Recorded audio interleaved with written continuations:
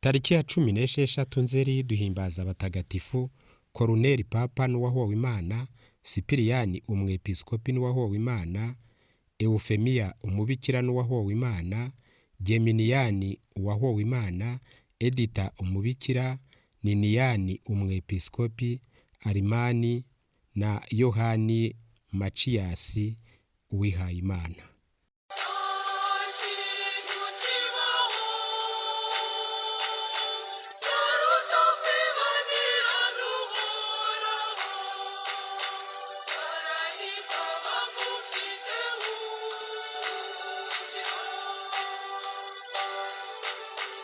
Mutagatifu Sipiriyani umwepiskopi n'uwahowe Imana yabayeho ahagana mu mwaka wa 258. Mutagatifu Sipiriyani yavukiye i Karitaje. Ababyeyi be ariko bari abaromani b'imico myiza, se ndetse yari senateri umujyanama mukuru wa Roma. Yiga amashuri akwiranye n'aho avuka, ayabamo umuhanga rwose kuko Imana yari yaramuhaye ubwenge koko. Arerwa kandi neza n'ababyeyi be nubwo barabapagani bwose. Icyakora aho akuriye abanza kohoka mu byashimishaga abana b'imfura b'abaromani bandi, aho bigeze ubwe arabisuzugura, yumva ko bitanyuze umutima we w'ubupfura budahemukira Imana yari yaramuremanye.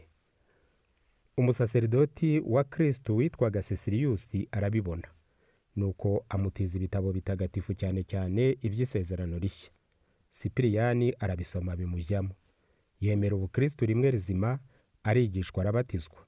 Kuva ubwo Sipiriyani abundi muntu koko, ajya imbere iteka mu by'Imana no mu butagatifu, aho bigeze ndetse asezeranya Imana kutazashaka umugore no kuzahitamo iteka ubusugi bwa gikristo.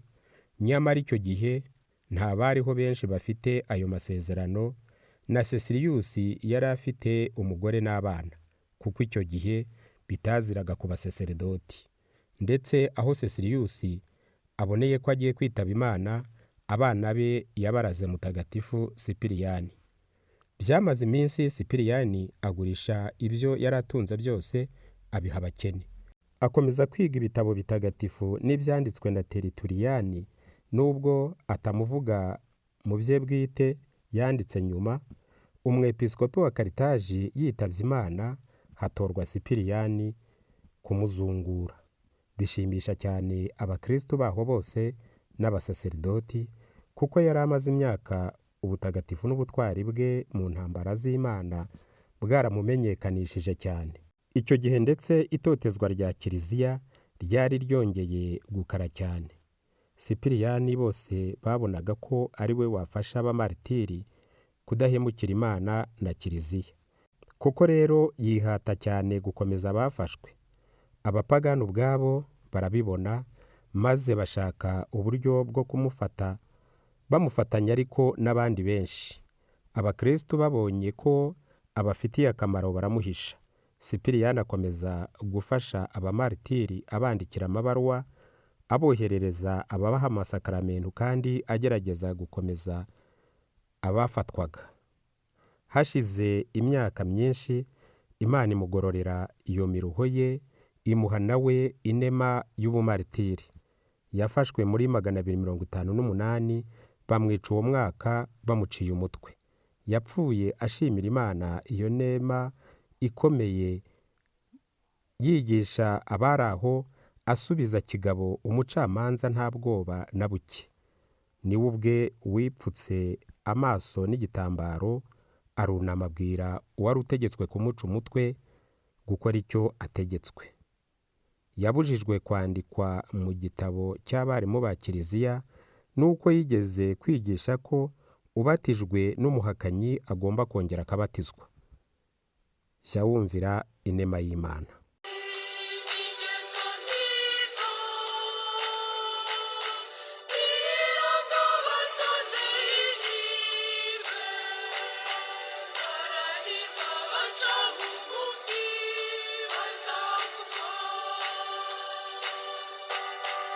Abandi batagatifu bizihizwa uyu munsi: i Roma turahimbaza mutagatifu Koroneli wabayeho ahagana mu mwaka wa 253.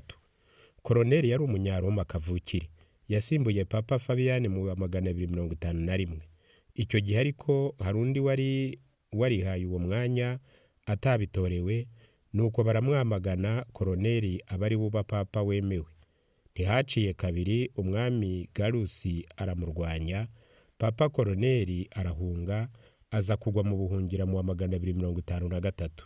Koroneli yari inshuti ikomeye ya mutagatifu Sipiriyani wari umwepiskopi wa Karitaje. Ni nayo mpamvu bahimbarizwa umunsi umwe. Yarwanyije cyane abigisha b'inyoma bitwa abanovasiyani, bavugaga ko abahakanyi badakwiye kwemerwa vuba muri kiliziya niyo baba bicujije by'ukuri. Yavuguruje mutagatifu Sipiriyani, umwepiskopi wa Karitaje, wigishaga ko ubatijwe n'umuhakanyi agomba kongera kubatizwa. Yaguye aho yaciriwe muri 253. I Kalisedoni turahimbaza mutagatifu Eufemia, umubikira wahowe Imana ku ngoma ya Diocletiani ahagana mu mwaka wa 303. I Roma kandi turahimbaza mutagatifu Geminiyani, uwahowe Imana ku ngoma ya Diocletiani ahagana mu mwaka wa 304. I Witerini muri Ekosi turahimbaza mutagatifu Niniyani, umwepiskopi wabayeho ahagana muri 500. Mu Bwongereza turahimbaza mutagatifu Edita, umubikira, yari umukobwa w'umwami Edigari, yitabye Imana ahagana mu mwaka wa 984.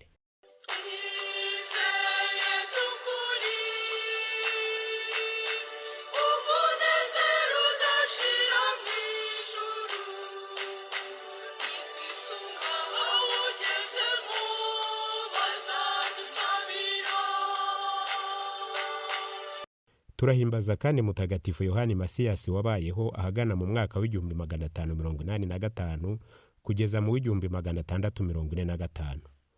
Ku itariki ya 28 Nzeri 1975, Papa Paulo wa gatandatu yashyize mu rwego rw'abatagatifu Yohani Masiyasi wari wariyeguriye Imana mu muryango w'abadominikani. Nta kintu gihambaye yakoze kimwitirirwa, ikizwi gusa nuko yari umuntu w'intungane bitangaje, akaba yaratanze urugero rwiza mu gukunda abandi no kwicisha bugufi. Ubundi Yohani Masiyasi akomoka muri Espanya, akaba yaragize ibyago byo kuba imfubyi akiri muto cyane. Kugira ngo abone ikimutunga, yabaye umushumba w'amatungo kugeza afite imyaka 34. Nyuma yagiye muri Amerika, ajirima mu gihugu cya Peru, aho yabonye umurimo ku mucuruzi w'inyama. Igihe yujuje imyaka 37, Yohani Masiyasi yinjiye mu muryango w'abadominikani. Yamaze imyaka 22 ashinzwe kwakira abashyitsi ku muryango.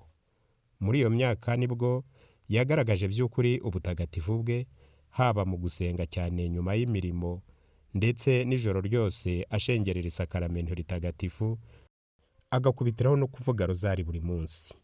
Yakundaga abakene bitangaje kandi ntabe yagira uwasubiza inyuma. Mwabiteguriwe kandi mubigezwaho na komisiyo y'itumanaho ya Paroisse Crete Congo Nil. Murabyumva mu ijwi rya André. Mugira amahoro.